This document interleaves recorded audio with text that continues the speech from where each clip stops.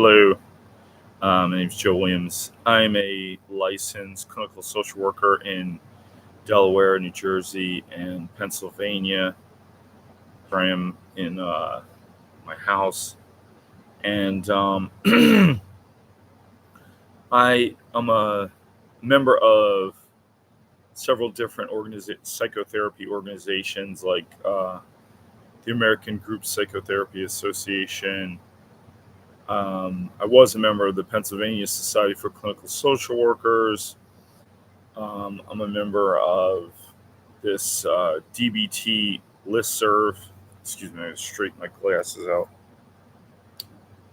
Sorry. Still not straight. But anyway,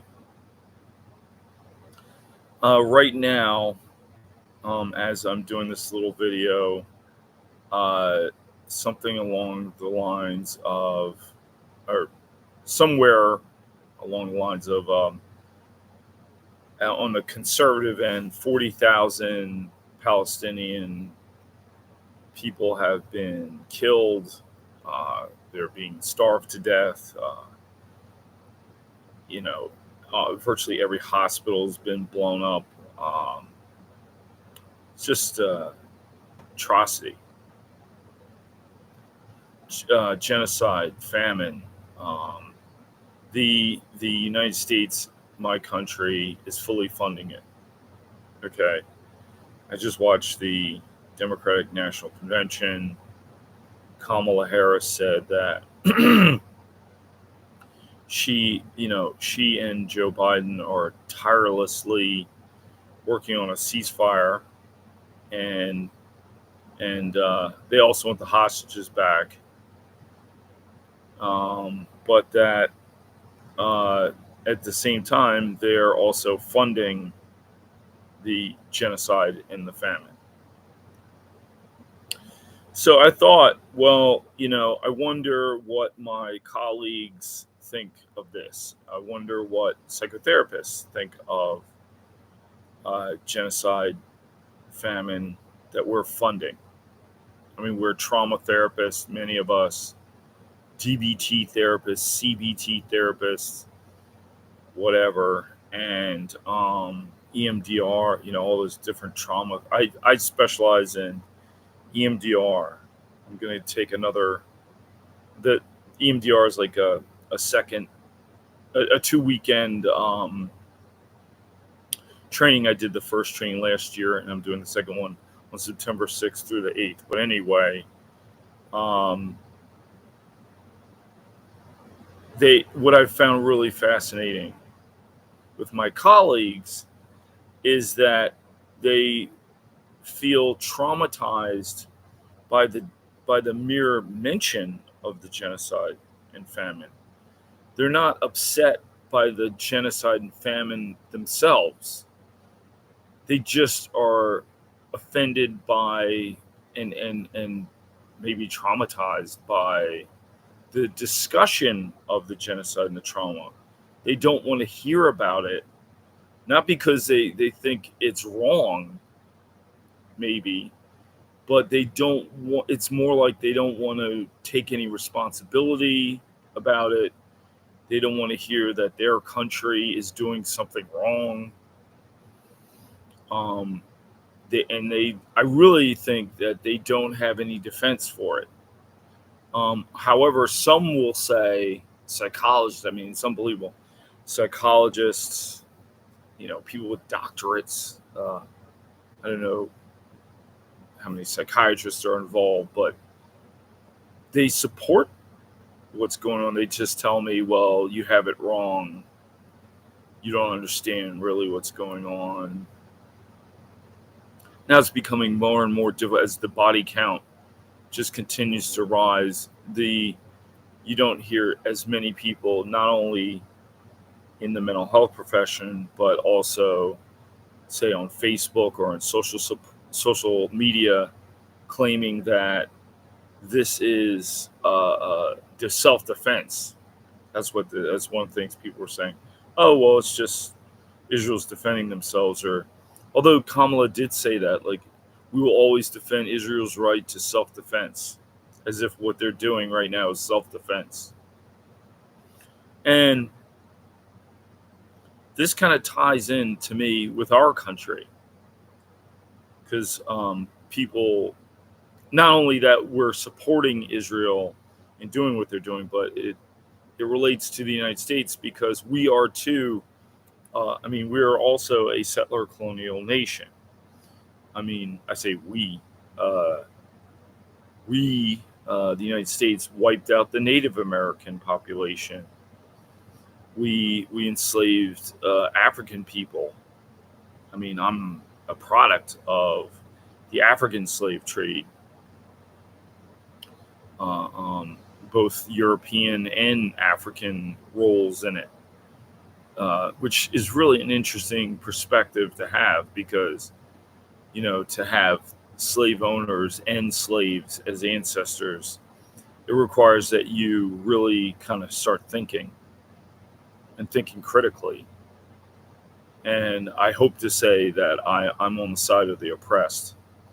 It honestly pains me the idea of Israel, which I view as an ethno supremacist state.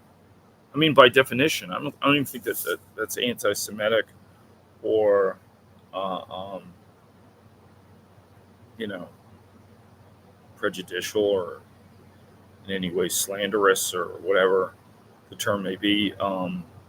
They say they are. They give favored rights to Jewish citizens, and they're exterminating people on. Well, it's not on the internet because Israel also killed a lot of journalists, and they also have blocked most video getting out. It's interesting because they wanted to dismantle TikTok because the only place you can see a lot of the video of what's happening in Palestine is through TikTok. It's interesting. And you can't really, it's tough to get Al Jazeera or Russian TV. But it's a slaughter.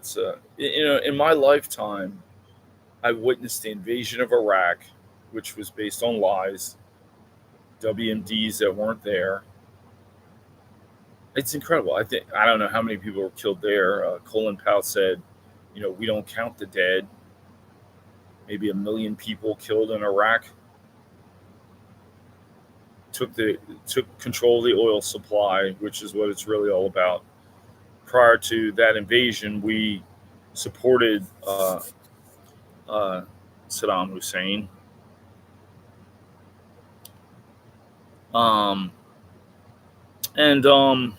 Yeah.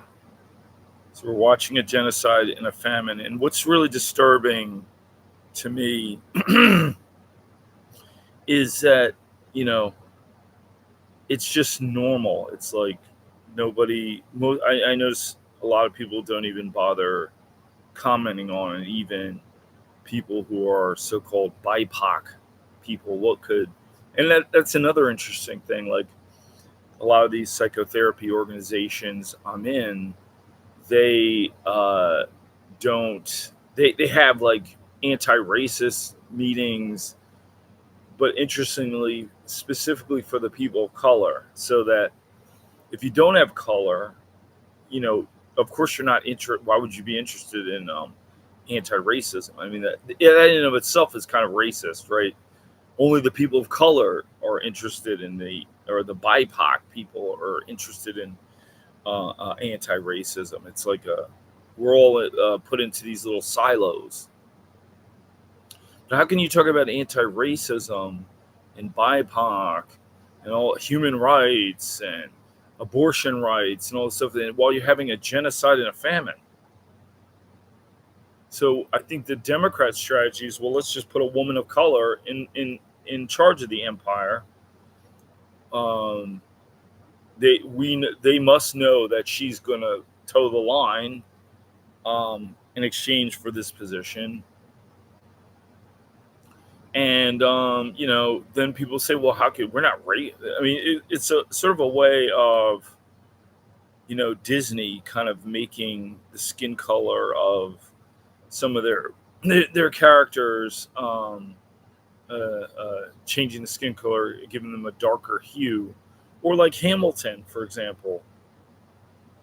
Let's just make the founding fathers brown skin and dark skin, and then we can pretend that it wasn't a racist Revolutionary War. It was, it really is all of us, and that's what unfortunately you're going to find is that um, the gender of the person, the color of the person, they don't really matter so much, unfortunately, that you can get um, people of color who will toe the line and who will, as Cornel West says, be careful of black faces in high places, or the late Thurgood Marshall said, uh, uh, snakes come in different color. What you need to worry about, I'm sort of paraphrasing, is the venom. It's not so much the color, or maybe there is a correlation between color and venom. I don't know. But anyway, the point is well taken. He was referring at that time to Clarence Thomas. They said, "Oh, well, don't you think it's great that a black person will be taking your position on the Supreme Court?" And he said, don't be fooled by skin color. That has nothing to do with who, what kind of justice he's going to be. And he certainly was right about that. But it is horrible. Like there's the 40,000 Palestinians killed estimate, which I've always thought was really low. And then there is the Lancet came out with about 185,000, 186,000 Palestinians have been killed, which for me sounds more accurate. And then I heard Ralph Nader say that no, it's more like 300,000 Iraqis have been killed. And not only killed, but starved to death. And not only killed and starved to death, but Israel has blown up every kind of institution or infrastructure which sustains life, and deliberately so. They keep saying, oh well, they're hiding, Hamas is using human shields, they're building tunnels. Well, we know that's a lie. Like, notice, I don't even hear that much anymore. Oh, we have to kill 300,000 people because Hamas is making us do this, and we're supporting it. We here in the United States of America are supporting a genocide and famine, and that, in a way, it is normal because it's not like we haven't done this before. I mean, like I said, Iraq, take Vietnam, Afghanistan. I mean, I believe the United States has been in what's called perpetual war since our founding. And think about that. Like, if you're a person who cares, and it gets back to the psychotherapy thing, the fact that I'm a psychotherapist, I would think we're interested in mental wellness, right? We're interested in human dignity. It's kind of like you cannot be objective on these topics.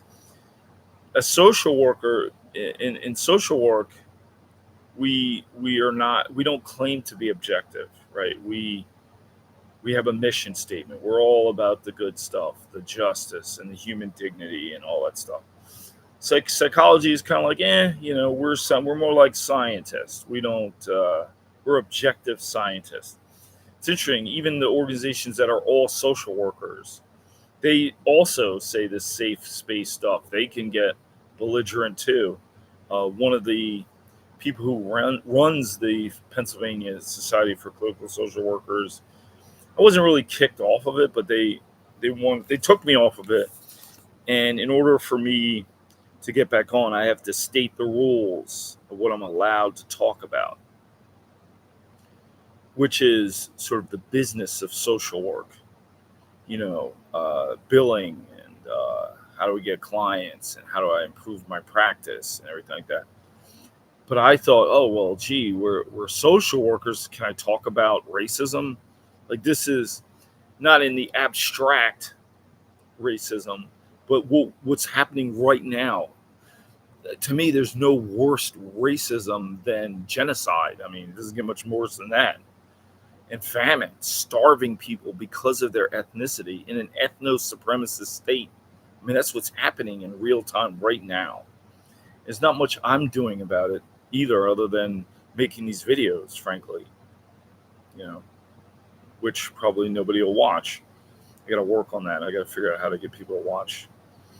Um, yeah, people are dying now. It's being fully funded. And by the way, we're, while Israel's being fully funded, we're not. That money could be used here to help uh, the people here. I believe Israel has universal health care. Israel has, do they have free university? I mean, all the stuff that is unrealistic for us to have here, they have, right? That's deep. I mean, I'm going to post more about this. I'm going to try to post regularly, like on a daily basis. Sometimes I don't think I have anything particularly to say, but I do. I do. I think we all do. And I think it's important in terms of democracy to say it. To say it. We don't all have to fall in line and just keep our mouths shut. But we got to talk, man. All right. Peace out.